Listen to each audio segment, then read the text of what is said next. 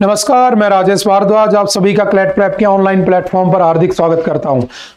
Hello everyone, welcome to CLAT prep. आज है 23 of the दिसंबर 2024 और जैसा कि आपको पता है कि हम डेली न्यूज एनालिसिस करते हैं, उनका फैक्चुअल एनालिसिस करते हैं, वो सारी न्यूज जो हमारे एग्जाम में आने के लिए इंपॉर्टेंट होती हैं। तो चलिए उसी सीक्वेंस को कंटिन्यू करते हैं। आज कौन सा दिन है? तो आज है 23 ऑफ द दिसंबर। और अगर देखा जाए आज कौन सा दिन मनाया जाता है तो याद रखना, आज एक ऐसे प्राइम मिनिस्टर का बर्थडे है, उनकी बर्थ एनिवर्सरी है, जिनको इस बार आपको पता होगा इस बार 5 लोगों को भारत रत्न दिया गया है ना। उन 5 लोगों में एक वो भी थे जिनको किसानों का मसीहा भी कहा जाता है ना। आप लोग थोड़ा बहुत आइडिया लगा लिए होंगे। इस बार भारत रत्न भी मिला है, उनको किसानों का मसीहा भी कहते हैं और उनका shortest tenure as a PM भी वो रहे हैं। यानी कि हमारे प्राइम मिनिस्टर थे, 5th नंबर के प्राइम मिनिस्टर थे और सबसे शॉर्टेस्ट टेन्योर उनका माना जाता है। लगभग 5 महीने तक, 170 डेज तक वो क्या रहे थे? हमारे प्राइम मिनिस्टर रहे थे। तो आई थिंक आप समझ गए होंगे आज किनका कह सकता हूं कि बर्थ एनिवर्सरी है, किन के नाम पर फार्मर्स डे बनाया जाता है। तो याद रखना आज का जो दिन है उसे हम क्या बनाते हैं? 23 ऑफ द दिसंबर को क्या बनाया जाता है? Farmers day.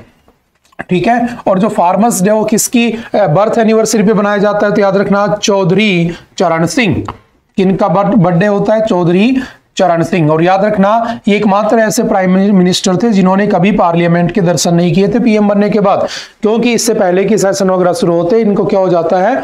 इनकी सरकार गिर जाती है और दोबारा से 1980 में किसकी सरकार आ जाती है? तो आपके इंदिरा गांधी की सरकार आ जाती है। कितना टेन्योर था इनका? 1979 से 1980 के बीच में इनका टेन्योर रहता है, लगभग 4-5 महीने तक रहते हैं। ठीक है, थोड़ा बहुत ध्यान रखना। और इन्हीं को क्या कहा जाता है? किसानों का मसीहा। और इस बार जो 5 भारत रत्न दिए गए थे, उन 5 भारत रत्न, क्या होता है भारत रत्न? तो आप लोगों को पता होना चाहिए हमारा सबसे हाईएस्ट सिविलियन अवार्ड होता है। ठीक है, जो सब कब स्टार्ट हुआ था? तो याद रखना 1954 में पहली बार 3 लोगों को दिए गए थे, इस बार 5 लोगों को दिए गए, जिनमें से एक नाम किसका है? चौधरी चरण सिंह का भी है, ध्यान रखना।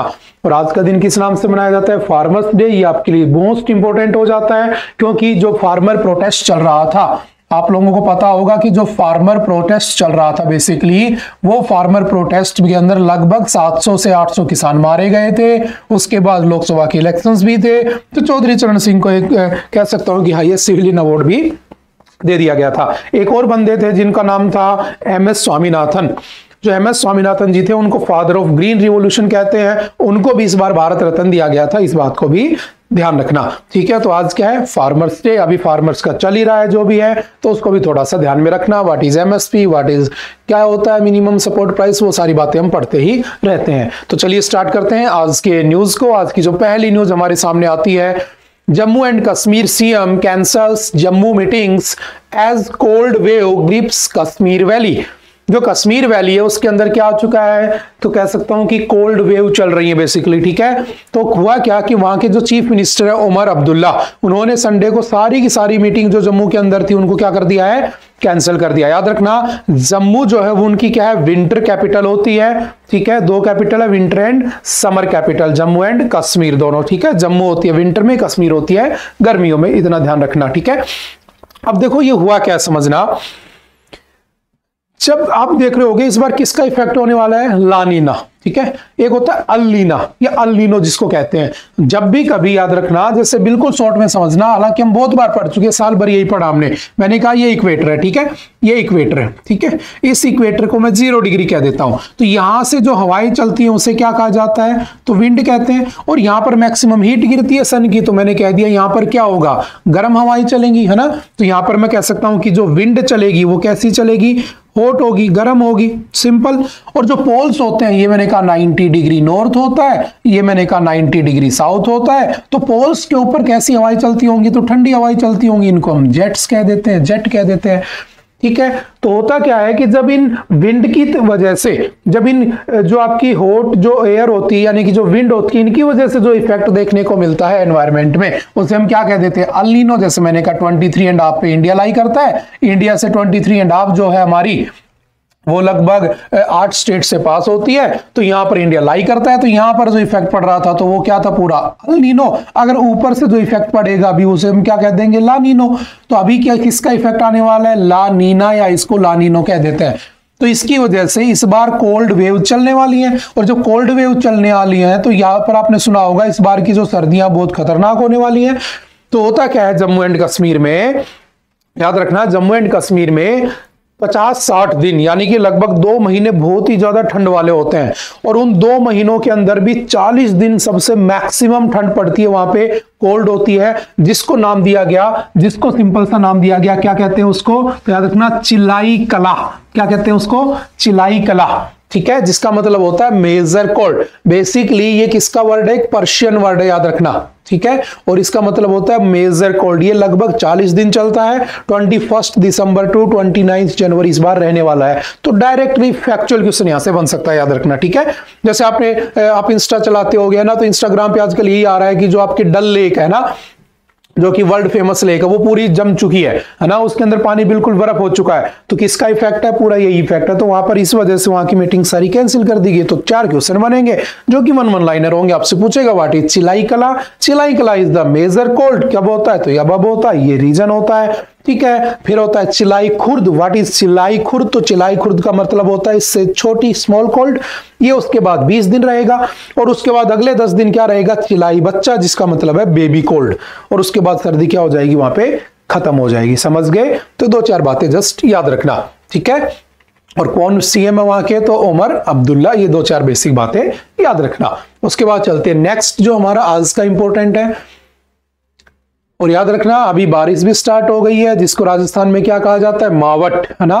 तो आपके राजस्थान हरियाणा वाले रीजन में बारिश भी होना शुरू हो चुकी है, ठीक है। नेक्स्ट देखते हैं, Congress seeks further probe by top court in Pegasus case. देखो पेगासस क्या है समझना, पेगासस, ठीक है, बहुत पहले न्यूज में था, फिर से आने लगा है, ठीक है। पेगासस बेसिकली ये क्या है, एक आपके मोबाइल में आने वाला एक रैंसमवेयर, या कह सकता हूं कि आपके मोबाइल में आने वाला क्या है, एक वायरस, ठीक है, जो आपके मोबाइल को हैक कर लेता है। अब आपने कई बार देखा होगा आपके पास एक मैसेज आता है कि your account has been credited with this amount, to get this money in your account please click on the link. और जैसे आपने लिंक पे क्लिक कर दिया, आपके मोबाइल की सारी इंफॉर्मेशन लीक हो गई और आपका पूरा मोबाइल हैक हो चुका है और आप उसमें फंस चुके हो। तो वो होता है क्लिक करने के बाद। ये एक ऐसा वायरस था, याद रखना, पेगासस, जिसके अंदर आपको 0 क्लिक की नीड है, मतलब आपको चाहिए ही नहीं उसमें क्लिक, आपके मोबाइल में ये मैसेज के थ्रू आ चुका है। अगर मैसेज आ गया तो ये आ चुका है, समझ लो। इतना खतरनाक वायरस है। किसने यूज किया था, तो आप सोचकर बिल्कुल हैरान हो जाओगे। इसका यूज करने वाली कौन थी, हमारी इंडियन गवर्नमेंट, ठीक है, भारत सरकार। और भारत सरकार ने इसका यूज किसके ऊपर किया था, तो याद रखना अपोजिशन के लीडर्स के ऊपर। जो भी अपोजिशन के लीडर थे, राहुल गांधी हो गया, जितने भी थे, इन सब के मोबाइल के अंदर इंडियन गवर्नमेंट ने पेगासस नाम का वायरस खरीदा। और कहां से खरीदा, इजराइल से खरीदा। इजराइल से खरीदकर इसने अपोजिशन के या उनके अगेंस्ट में जितने भी मेंबर थे, सबके मोबाइल में ये मैसेज के थ्रू पहुंचा दिया गया। आपने बीच में सुना होगा कि जिसके पास एप्पल का मोबाइल था, उसके मोबाइल के ऊपर मैसेज आ गया था कि आपके मोबाइल में अटैक हो चुका है, तो उन्होंने अपने मोबाइल चेंज कर लिए थे, स्क्रीनशॉट तक दिखाए थे लोगों ने, सरकार के ऊपर एलिगेशंस लगाए थे। तो कहीं ना कहीं आप एक बात समझना, डेमोक्रेसी का मतलब ये होता है कि एक फेयर और ट्रांसपेरेंट तरीके से रूल होना चाहिए। और ना राजा महाराजा तो पहले भी थे ना। अगर मैं औरंगजेब के रूल से खुश नहीं हूं तो कुछ नहीं हो सकता, क्योंकि उसके बाद जो उसका बेटा बनने वाला है, ठीक है, मुअज्जम या बहादुर शाह फर्स्ट, तो मुझे तो रूल उसका ही सहना पड़ेगा, फिर उसके बेटे का। लेकिन मुझे ये सब नहीं चाहिए, मुझे ट्रांसपेरेंसी चाहिए, मुझे फेयर तरीके से चाहिए, मुझे अपने राइट्स को बचाना है। तो मैंने कॉन्स्टिट्यूशन को चुना, मैंने डेमोक्रेसी को चुना। तो डेमोक्रेसी के अंदर फिर ये हो रहा है कि सीधा सीधा जो तुम्हारे सामने है, जो तुम्हारे अगेंस्ट है, उसके मोबाइल को हैक कर लो, उसकी सारी इंफॉर्मेशन निकाल लो। तो ये एक तरीके से क्या था, आर्टिकल 21 के राइट टू प्राइवेसी का तो वायलेशन हो रहा है सीधा सीधा, लेकिन सीधा सीधा डेमोक्रेसी को भी क्या कर रहा है, चोट पहुंचा रहा है। तो अभी क्या हुआ, इतने साल बाद, 2-3 साल पहले की बात हो चुकी है ये, ठीक है, इतने साल बाद क्या हो चुका है कि अभी क्या हुआ कि जो पेगासस केस है ना, इसके अंदर जो आपकी सुप्रीम कोर्ट है, समझना, सुप्रीम कोर्ट, इस सुप्रीम कोर्ट ने कहा है, आप जानते होंगे सुप्रीम कोर्ट कब बनी थी हमारी सुप्रीम कोर्ट, 1950 में, जब हमारा क्या बन गया था, कॉन्स्टिट्यूशन। और हमारे को जो सुप्रीम कोर्ट है उसका आर्टिकल कौन सा है, आर्टिकल 124 4। इस सुप्रीम कोर्ट ने कहा अभी कि हम क्या करेंगे, कमीशन बनाएंगे, एक पैनल बनाएंगे, और वो जो पैनल होगा वो इस पूरे पेगासस वायरस की जो इंफॉर्मेशन थी, इसके बारे में जो डिटेल थी, उसकी सारी डिटेल निकाली जाएंगी। फिर उसके ऊपर दोबारा से, मैं कहने का मतलब ये है कि ये मुद्दा दोबारा से न्यूज में आ चुका है। 4 बातें याद रखना कि वायरस क्या होते हैं, आप समझ चुके होंगे, मोबाइल कैसे हैक किए जाते हैं। पेगासस किसने बनाया था, इजराइल ने बनाया था। कब बनाया था, 2010 में बनाया था इसने बेसिकली, ठीक है। उसके बाद से ये इसने सरकार को कैसा माना जाता है, ऐसी रिपोर्ट आई थी कि एक वायरस 64 से 65 लगभग समथिंग 65 करोड़ रुपए में बेचा गया था, ठीक है। तो ये 2-4 बातें याद रखना। अगर पूछे आपके कौन से आर्टिकल का वायलेशन हो रहा है, तो आर्टिकल कौन सा है, 21। बिकॉज याद रखना, आप लोगों ने केस पढ़ा होगा, के.एस. पुट्टा स्वामी केस, ठीक है। ये न्यूज यहीं पर खत्म हो जाती है, ठीक है। कुछ मेंबर्स उनके नाम हम पढ़ लेंगे। एक केस आया था, आपने पढ़ा होगा, के.एस. पुट्टा स्वामी। क्या था के.एस. पुट्टा स्वामी केस, समझना, 2017। इसमें सुप्रीम कोर्ट ने कहा था कि जो आपका राइट टू प्राइवेसी है, राइट टू प्राइवेसी, वो बेसिकली क्या है, आपका फंडामेंटल राइट है, यानी कि वो आपका नहीं छीन सकता है। और आपको पता है कि अगर फंडामेंटल राइट्स का अगर वोलेशन होता है, तो फंडामेंटल राइट्स के वोलेशन के ऊपर मैं सीधा कहां जा सकता हूं, सुप्रीम कोर्ट में जा सकता हूं। और सुप्रीम कोर्ट के पास जाने के बाद मेरे पास क्या मिलता है, आर्टिकल 32, जिसके अंदर साफ साफ लिखा है कौन सा राइट है मेरा, फंडामेंटल राइट। तो मेरा बेसिकली अगर मान लो आपको बीमार हो गया, ठीक है, तो आपको क्या चाहिए, रेमेडीज चाहिए। तो इसमें रेमेडीज ही लिखी है बेसिकली आर्टिकल 32 में। अगर इनसे पहले वाले किसी फंडामेंटल राइट का वायलेशन हुआ तो रेमेडीज वहां लिखी हुई है। और ये रेमेडीज क्या होती है, तो इनको हम रिट्स कहते हैं। और रिट्स कौन रिलीज करता है, तो सुप्रीम कोर्ट कर सकता है, ठीक है। बाकी कोर्टों को भी राइट होते हैं, ध्यान रखना, ठीक है। और हाई कोर्ट भी कर सकता है, ठीक है। हाई कोर्ट 6 कर सकता है, सुप्रीम कोर्ट 5 कर सकता है। इसलिए मैंने आपको कहा था कि हाई कोर्ट रिट रिलीज करने के मामले में सुप्रीम कोर्ट से ज्यादा पावरफुल होता है। लेकिन ये तब होगा जब आपके किसका वायलेशन होगा, राइट टू प्राइवेसी। लेकिन अगर तुमने किसी के मोबाइल के अंदर, उसके मोबाइल के अंदर वायरस डाल दिया और उसकी सारी की सारी कॉल आप सुन रहे हो, सारे के सारे मैसेज आप पढ़ रहे हो, बेसिकली उसके मोबाइल को तुमने कंट्रोल कर लिया। जैसे देखना ध्यान से इधर, इसमें होता क्या समझना, आपके पास क्या होगा कि एक मैसेज आएगा, ठीक है, एसएमएस, व्हाट्सएप आ सकता है, आई मैसेज यानी कि आईफोन पे जो मैसेज आते हैं, ठीक है। और जैसे ही आपके मोबाइल पे ये मैसेज आया, ये आपके मोबाइल में इंस्टॉल हो चुका है।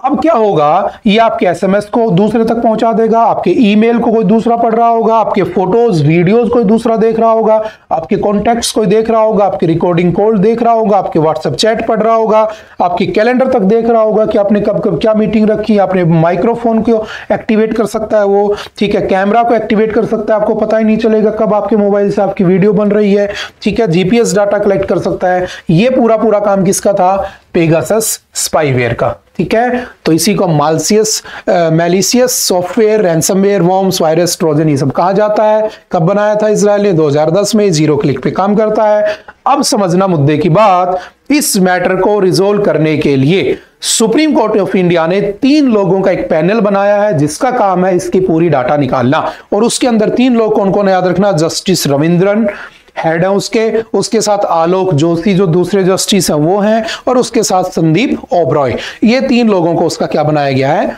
पैनल के मेंबर्स बनाए गए हैं। तो ये 3 नाम याद रखना और सारी बातें याद रखना, क्योंकि ये धीरे धीरे न्यूज में आता ही रहेगा। ओके, decoding Pegasus, ठीक है, it can also be installed manually on a device or over a wireless receiver. If it fails to connect with its command and control server for more than 60 days, it self-destructs and removes all traces. अगर ये 60 दिन तक inactive रह गया तो सारे data जो है इसके अपने आप चले जाएंगे, ठीक है। तो सिंपल सा याद रखना। Nigerian authorities seized 2.179 tons of pangolin scales. देखो व्हाट इज पेंगोलियन।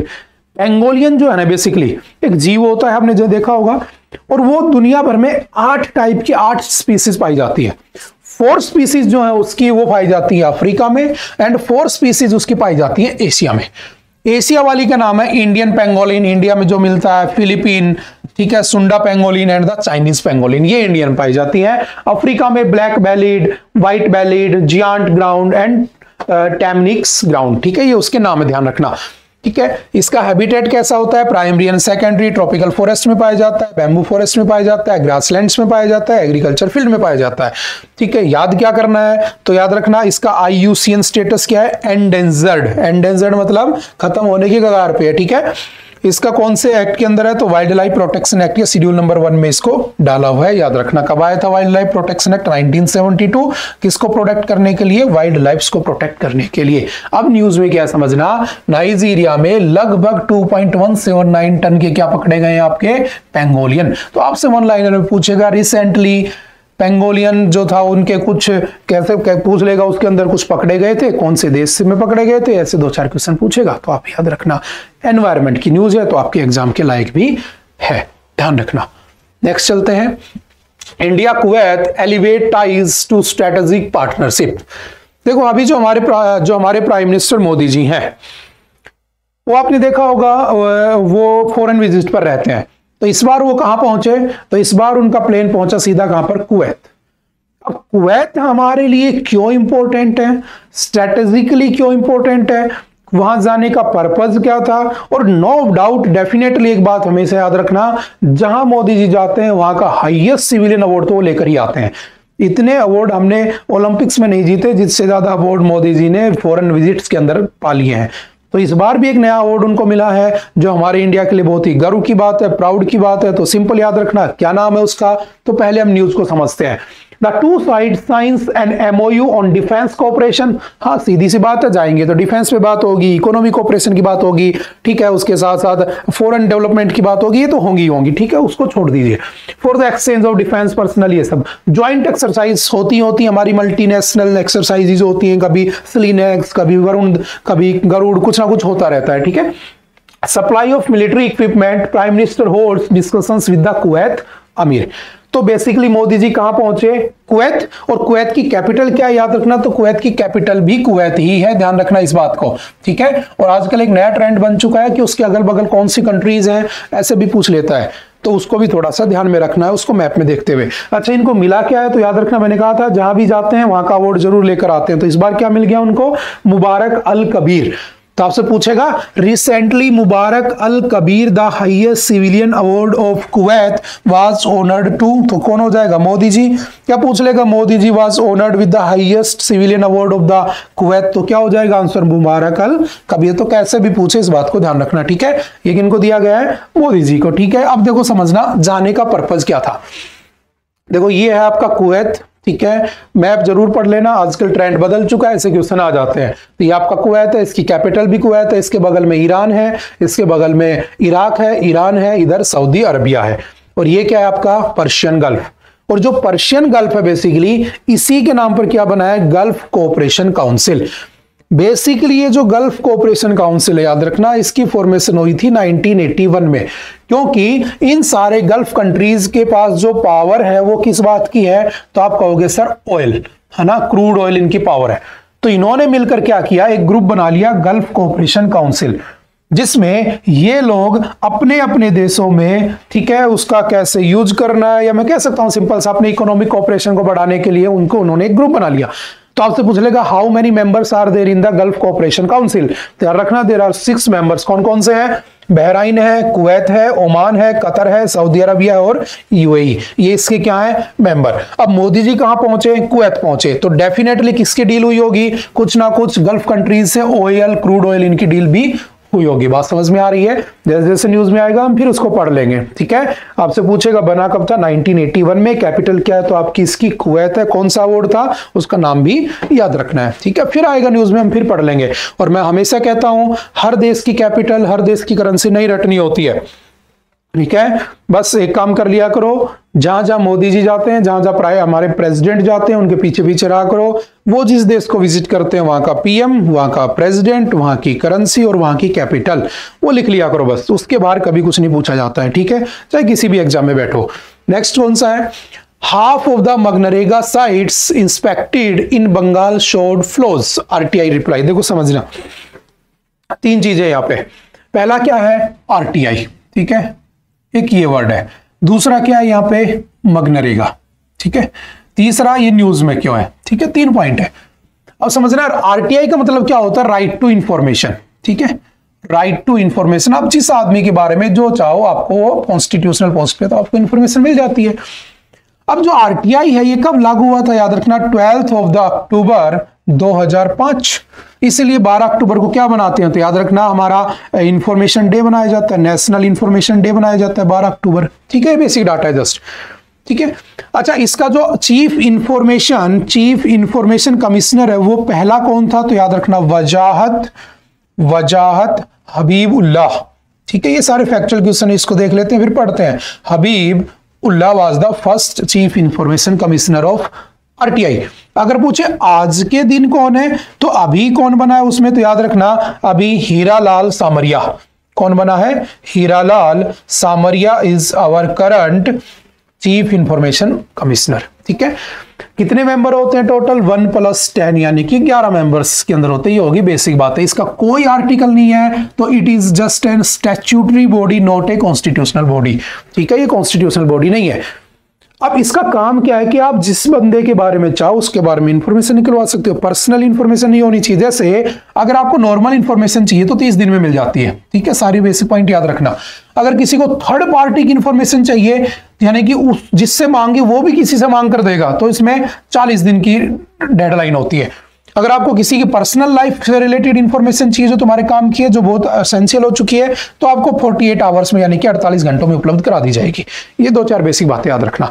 तो किसी ने आरटीआई लगाई, आरटीआई के अंदर पता चला कि जो मगनरेगा है, उस मगनरेगा की जो साइट है उसके अंदर क्या हो रहा है, काम ही नहीं हो रहा है बेसिकली। अब तुम्हारे सामने दूसरा क्वेश्चन आ गया कि सर आरटीआई तो हम समझ गए, ऐसे ऐसे हम इंफॉर्मेशन ले सकते हैं, लेकिन और याद रखना अगर तुम मेरी तरह गरीब हो, बीपीएल में रहते हो, तो तुम्हारे 0 रुपए लगेंगे, और अगर तुम अमीर हो तो तुम्हारे यानी कि अगर तुम एपीएल में रहते हो, अबोव पॉवर्टी लाइन, तो तुम्हारे 10 रुपए लगेंगे।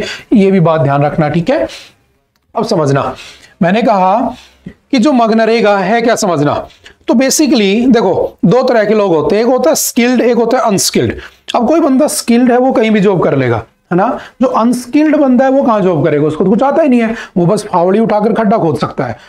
तो एक बात आती है, हमारे यहां पर एक आर्टिकल है 41 जो कि डीपीएसपी का है ना, directive principle of the state policy, बहुत बार पढ़ते हैं हम।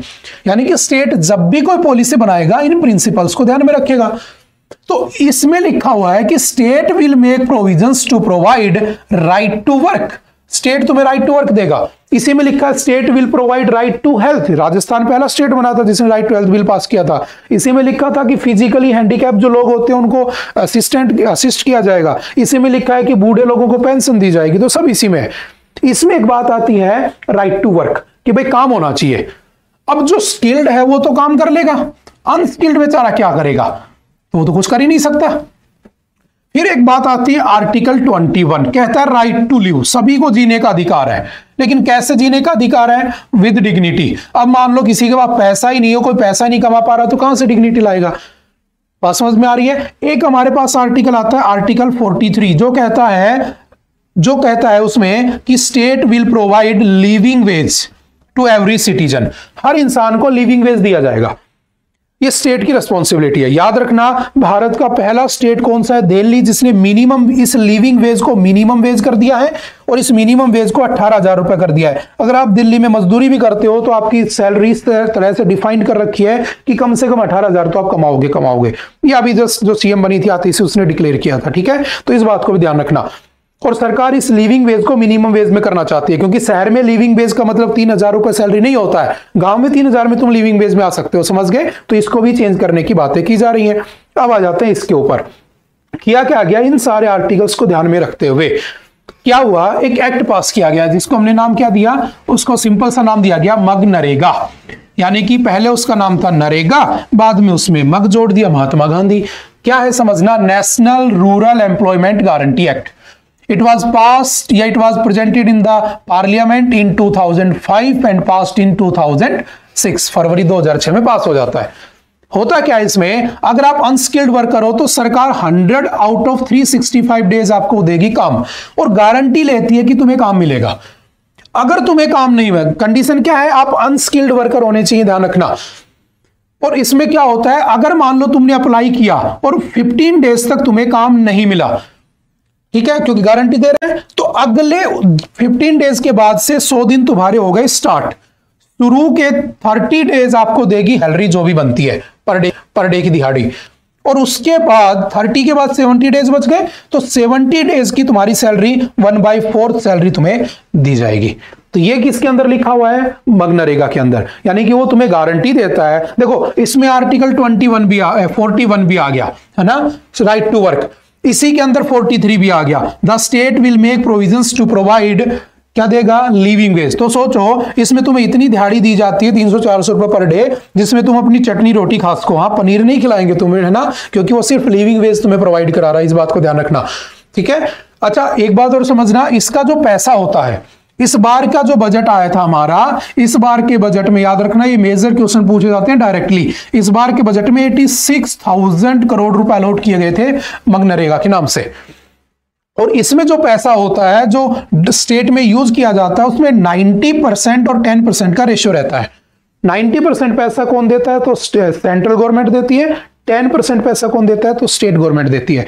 समझ गए क्या है पूरा मुद्दा, क्या मनरेगा है? बस अब आ जाओ न्यूज के ऊपर। हुआ क्या है कि वेस्ट बंगाल में ये बार बार एलिगेशन लग रही है, 2-4 दिन पहले भी ये न्यूज में था कि मनरेगा वर्कर्स को क्या नहीं दिए गए? पैसे नहीं दिए गए। पिछले लगभग 90 दिन से उनकी जो पेमेंट है वो क्या चल रही है? पेंडिंग चल रही है। अगर पूछा जाए वेस्ट बंगाल में कितने वर्कर हैं, तो लगभग 3.4 करोड़ रजिस्टर्ड वर्कर है। भारत में लगभग 23 से 24 करोड़ रजिस्टर्ड वर्कर हैं किसमें? मनरेगा में। तो 2-4 बातें जस्ट याद रखना, ठीक है। उसके बाद चलते हैं नेक्स्ट, ठीक है। कंडीशन क्या है? भारत का होना चाहिए, 18 साल एज होनी चाहिए, और उसके बाद अनस्किल्ड वर्क करने की उसकी इच्छा होनी चाहिए, जबरदस्ती नहीं करवा सकते, ठीक है। The global warming fight has a challenge for India. ये न्यूज में बार बार पढ़ा चुका हूं, तो मैं इसको शॉर्ट में बिल्कुल कंप्लीट करने की कोशिश करता हूं, ठीक है। 2-4 दिन पहले भी मैं पढ़ा के गया था, ठीक है। देखो है क्या, समझना, आपने पढ़ा होगा कि नेट कार्बन जो है हमारा, उसका जो जीरो एमिशन है, यानी कि मुझे कार्बन का एमिशन जीरो करना है, ये मैं पूरे साल भर से पढ़ाता आ रहा हूं, तो आपको पता होंगी। इसका कहा गया टारगेट ईयर बनाओ, कि जो टारगेट ईयर है वो इंडिया बोला 2070 करूंगा, और वर्ल्ड कहता है, वर्ल्ड का मतलब जो डेवलप्ड कंट्रीज है वो कहती है 2050, यानी कि हमें 2050 तक क्या करना है? कार्बन फ्री हो जाना है, ठीक है। जो कार्बन एमिशन नहीं होगा तो ग्लोबल वार्मिंग कम हो जाएगी, तो अल्टीमेटली टेम्परेचर कम हो जाएगा। तो हमारा जो COP होती है, कॉन्फ्रेंस ऑफ पार्टीज, इस बार बाकू अजरबैजान में हो रही है, लास्ट बार UAE में हुई थी, हम कई बार पढ़ चुके हैं इन चीजों को, ना, तो उनका कुछ ना कुछ रिजल्ट निकल जाएगा।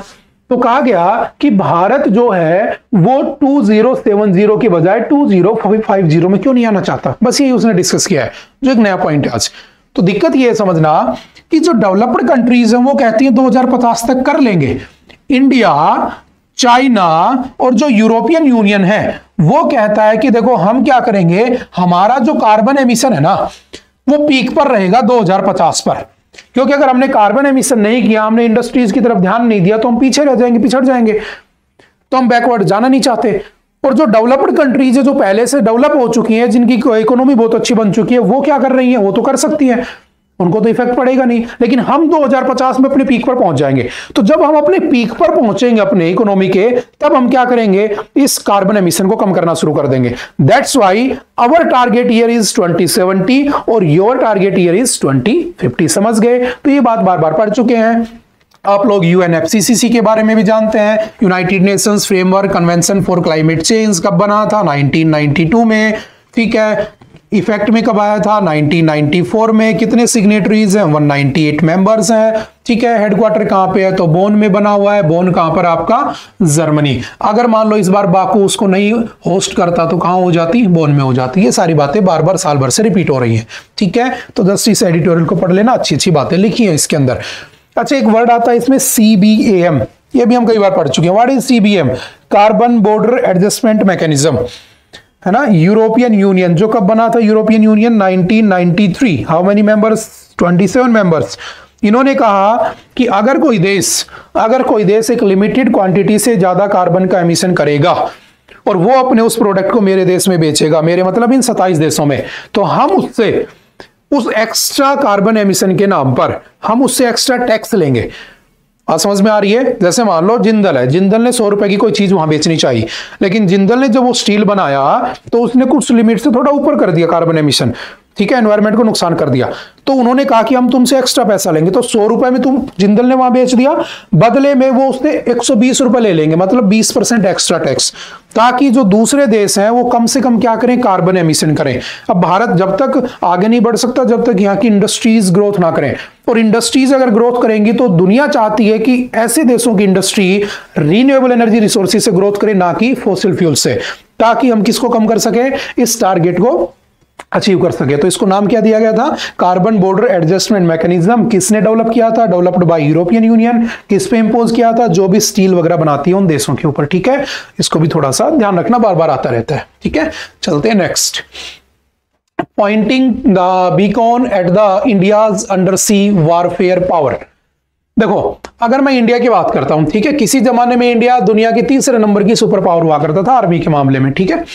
मैंने कहा 3 चीजें होती हैं, एक होता है आर्मी, ठीक है, एक होता है एयरफोर्स और एक होता है नेवी।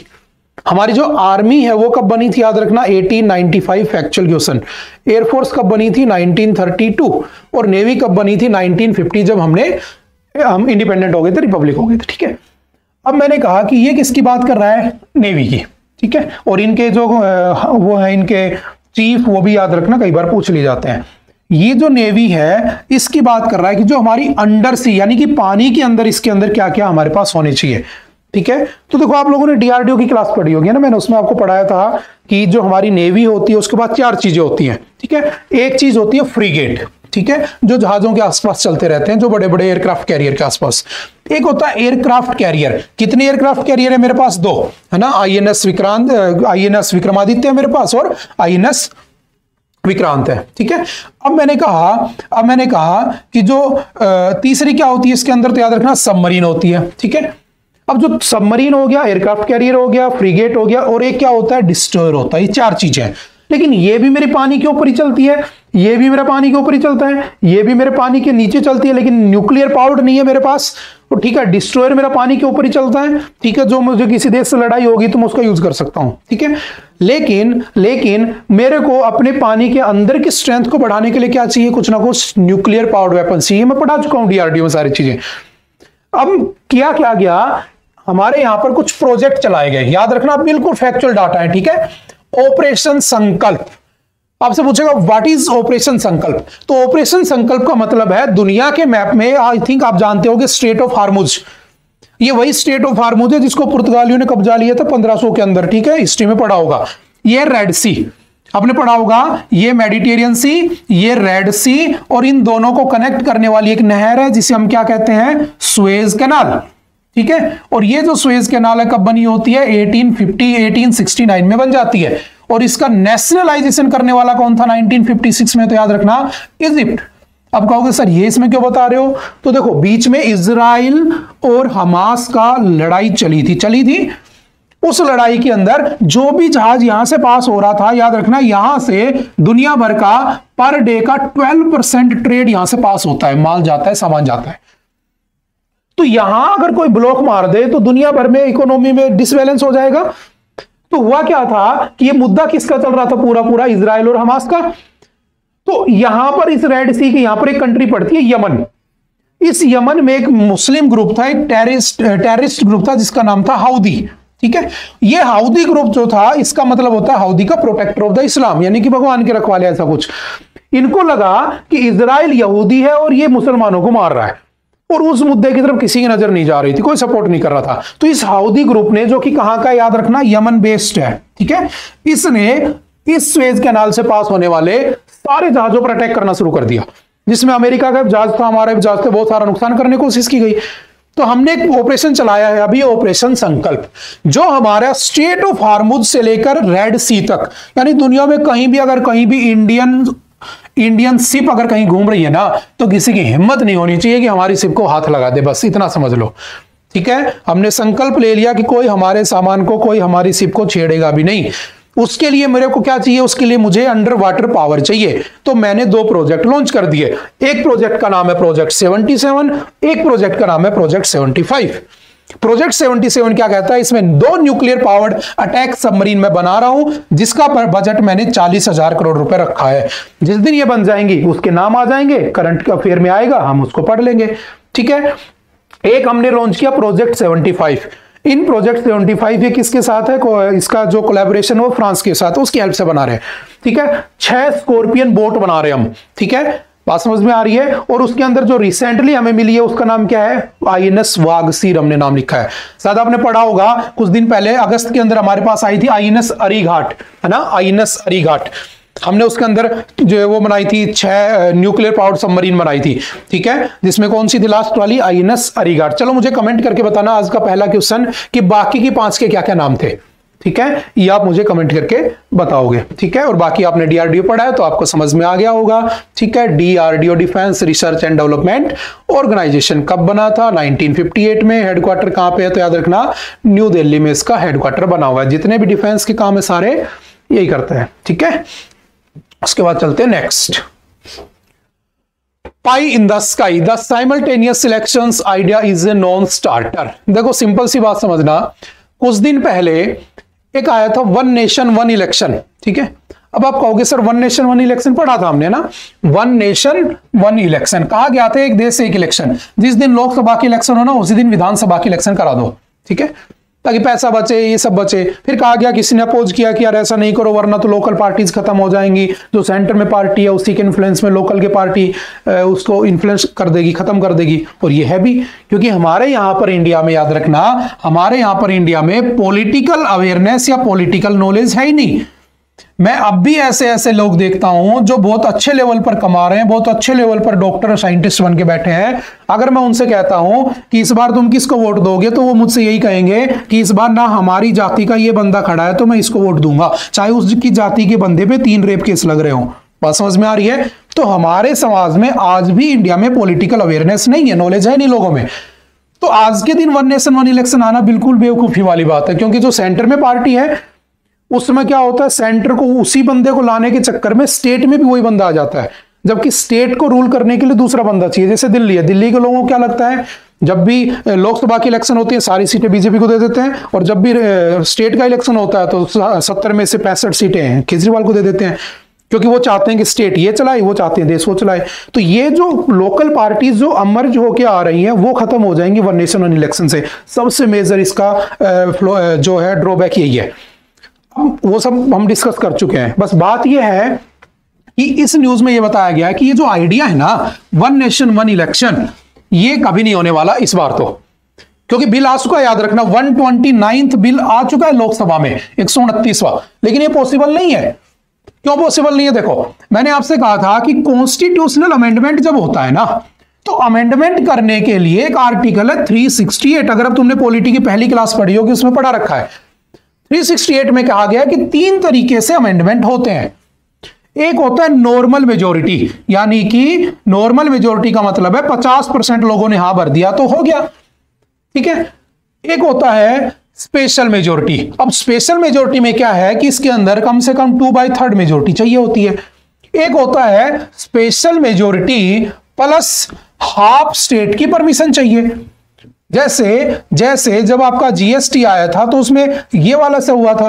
क्यों? क्योंकि जीएसटी का मतलब क्या था कि one nation one bill, one nation one tax, तो सारे स्टेट एग्री करने चाहिए थे। उस समय लगभग सारे स्टेट में एक ही गवर्नमेंट थी तो उन्होंने पास कर दिया, तो हो गया। उससे पहले वही लोग उसका अपोज कर रहे थे, तो यही तो पॉलिटिक्स है बेसिकली। तो यहां पर क्या हो रहा है समझना, यहां पर मुद्दा यह है कि इसको करने के लिए, इसमें अमेंडमेंट करने के लिए, वन नेशन वन इलेक्शन करने के लिए हमें स्पेशल मेजोरिटी चाहिए। एंड फॉर स्पेशल मेजोरिटी याद रखना, अगर मैं 543 का 2/3 कर दूं तो कितना निकल के आता है? 1 8। ठीक है। और उसके बाद कितना बचा? 1 2 6 362 मुझे क्या चाहिए? वोट्स चाहिए इसको पास कराने के लिए। लेकिन अभी जो रूलिंग पार्टी है उसके पास कितने हैं? 293। 10 और भी है निर्दलीय तो मान लिया 303। उसके बाद भी ये डाटा पहुंचना बहुत मुश्किल है। तो बस ये यही कह रहा है कि pie in the sky the simultaneous elections idea is non started. वो इस बार स्टार्ट नहीं होने वाला। तो आपको ये सब ध्यान नहीं रखना, आपको याद रखना क्या वन नेशन वन इलेक्शन है। किस कमेटी ने इसको रिकमेंड किया था तो बताओ कौन सी थी? तो इससे पहले हमारे प्रेसिडेंट कौन थे? तो याद रखना रामनाथ कोविंद। रामनाथ कोविंद कमेटी ने इसको क्या किया था? इस पैनल को लीड किया था। उसी ने ये डाटा दिया था कि हमें वन नेशन वन इलेक्शन करवाना चाहिए। लेकिन वो अभी भी पॉसिबल नहीं है। तो 2-4 आर्टिकल याद रखना, कैसे होगा कैसे नहीं होगा उसको ध्यान रखना, और काफी बार हम डिस्कस भी कर चुके हैं। ठीक है, चलते हैं नेक्स्ट।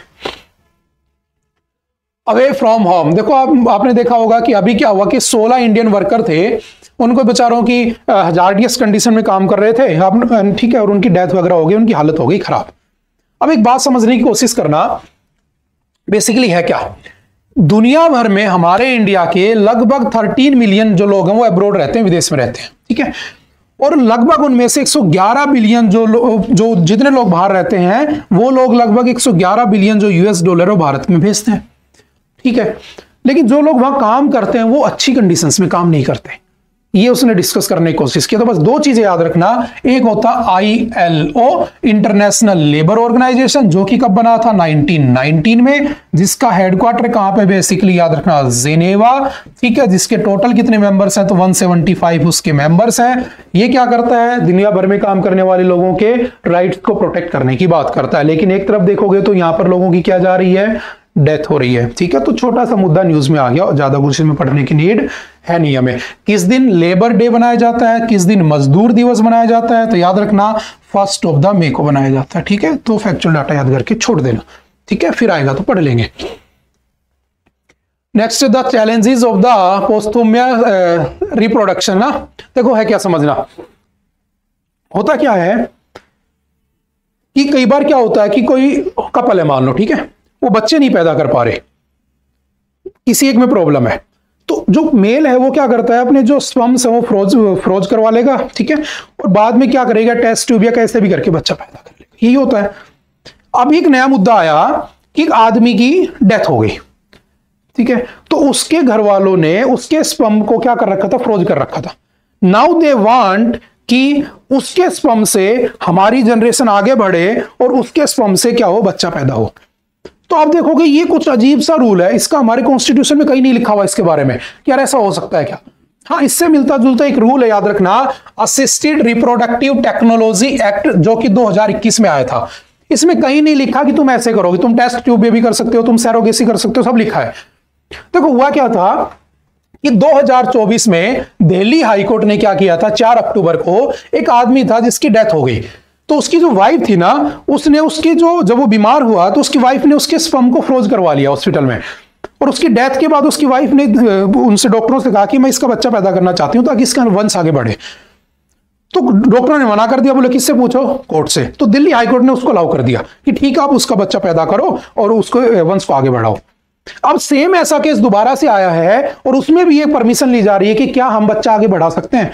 तो आपके सामने एक नई चीज आई है, बस याद रखना कौन सा एक्ट है, असिस्टेड रिप्रोडक्टिव टेक्नोलॉजी एक्ट 2021 में आया था। 2022 में उसमें थोड़ा सा चेंजमेंट हुआ था, क्या था देखना, the ART act and the surrogacy regulation act 2022 address issues related to the fertility, infertility, ठीक है, gamete donation and the surrogacy, ठीक है, जिसमें वो गैमेट होता है वो भी डोनेट कर सकते हैं, स्पर्म डोनेट कर सकते हैं, उनकी बात करता है।